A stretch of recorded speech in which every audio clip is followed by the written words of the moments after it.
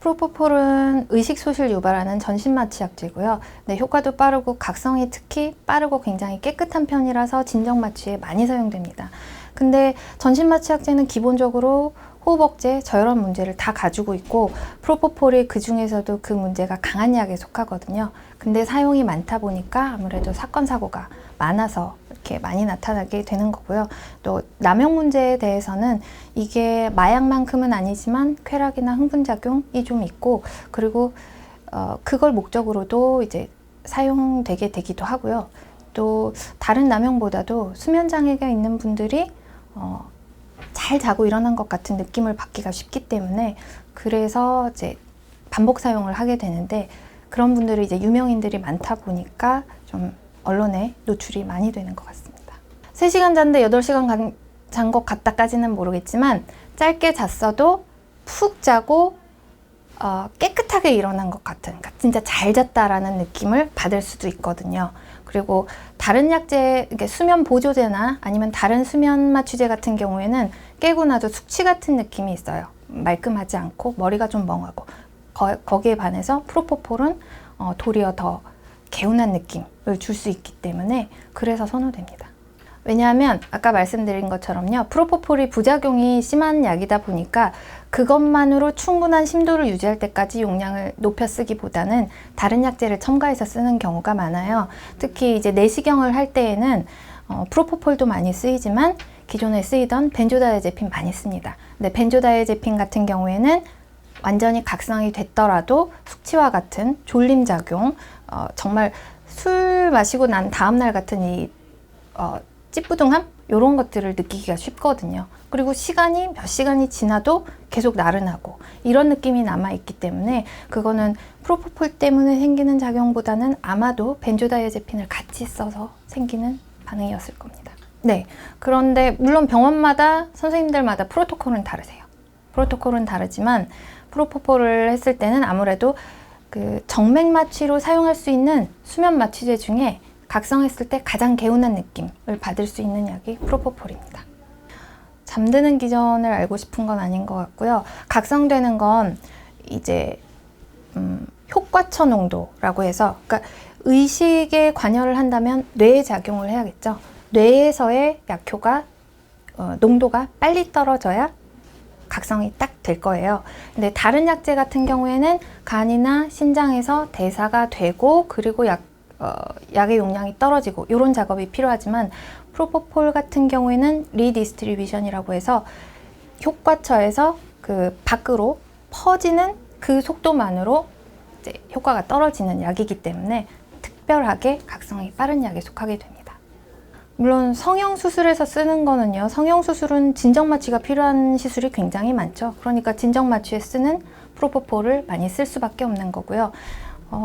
그 흉터 치료나 아니면 일반 피부 레이저 시술 이런 데서의 사용은 이제 피부가 굉장히 통증에 민감한 부분이고요. 흉터 치료를 할 때에는 조금 더 침습적으로 들어가다 보니 고통도 심하고 불편도 심합니다. 그래서 국소 마취제로 충분히 해결을 못할 때에는 차라리 수면 마취를 하는 것이 환자 입장에서는 시술 받기가 훨씬 편하거든요. 그래서 흉터 치료할 때, 또 일부 피부 레이저 치료를 할 때도 사용을 하는 경우가 있는 거고요. 물론 이제 부작용이 있는 약이기 때문에 의료진은 충분히 준비하고 위험성 인지하고 조심해서 써야 되기는 합니다. 치료를 위해서 흉터 치료나 이제 피부 시술, 성형 시술에서 치료를 위해서 쓰는 게 아니고요. 치료를 환자가 편안하게, 그리고 시술자가 적절한 치료를 할 수 있게끔 도와주기 위해서 수면 마취를 위해서 쓰는 마취제입니다. 개인 병원에서 과도하게 쓴다는 게 만약에 널리 쓰는 걸 말씀하신다면 그거는 근절해야 될 문제는 아니죠. 환자의 편의를 위해서 하는 진정 마취이기 때문에 그거는 필요한 시술이고요. 그게 아니고 개인 병원에서 너무 과량을 쓰는 것이 아닌가, 그래서 문제가 되는 것이 아닌가라고 한다면 그 부분에 대해서는 그래서 지금 국내 지침을 이제 마취통증의학과에서 마취과뿐만이 아니고 진정마취를 시행하는 여러 과 전문가를 모아놓고 국내 진료 지침을 만들고 개발 중에 있고요.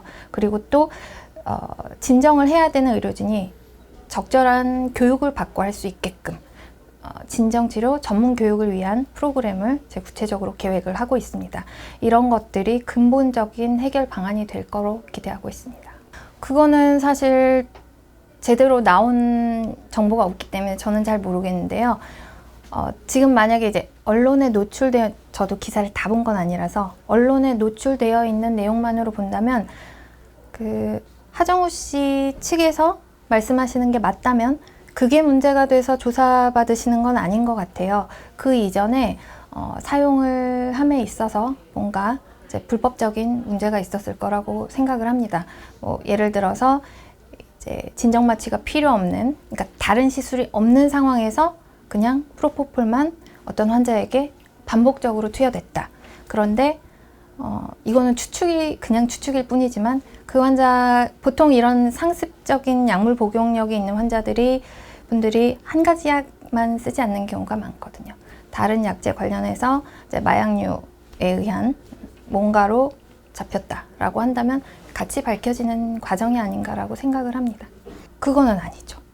그게 이윤을 남겨서가 아니고 말씀드린 것처럼 사실 의료진 입장에서는 사용하기에는 까다로운 약이에요. 하지만 시술받는 환자 입장에서는 적절히만 써준다면 굉장히 편하거든요. 그래서 프로포폴을 잘 놔준다라는 이유로 입소문을 타고 이제 환자들이 많이 찾았다는 건 저기서 그 시술을 받으면 아예 나는 모르고 잘 자게 해줘서 정말 편하고 좋았다 라는 것 때문일 거예요. 그래서 프로포폴 자체가 이윤이 많이 남아서가 아니고 다른 시술을 하는 환자에게 홍보가 되고 또 환자들도 편해하기 때문에 써서 그런 걸 거고요. 만약에 어떤 병원에서 유난히 그런다 라고 할 때에는 아마 감시가 들어갈 거고 그 중에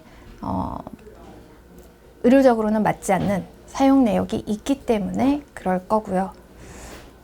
뭐 굳이 그 케이스를 말씀을 하신다면 이분도 이제 소개를 받으셨을 거잖아요. 그러니까 뭐 연예인이라든가 유명인들 사이에서 그래도 좀 조용히 갈 수 있는 병원으로 소개가 되면 그것 때문에도 더 사용했을 수 있을 것 같습니다.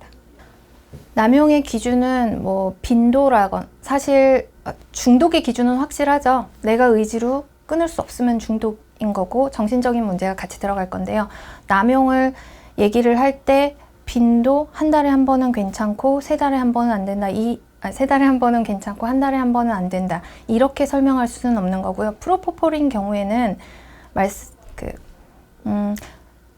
수면장애 치료 목적으로 쓰는 약이 아닙니다. 그러니까 목적에 맞게 써야지 그렇지 않게 투여된다? 그럼 거기서부터는 남용이라고 보는 게 맞겠습니다. 그러니까 진정 마취가 필요해서 맞았다라고 한다면 이번 사례에서처럼 흉터 치료가 필요해서 그때마다 반복적으로 맞았다라는 건 문제가 있는 건 아니고요.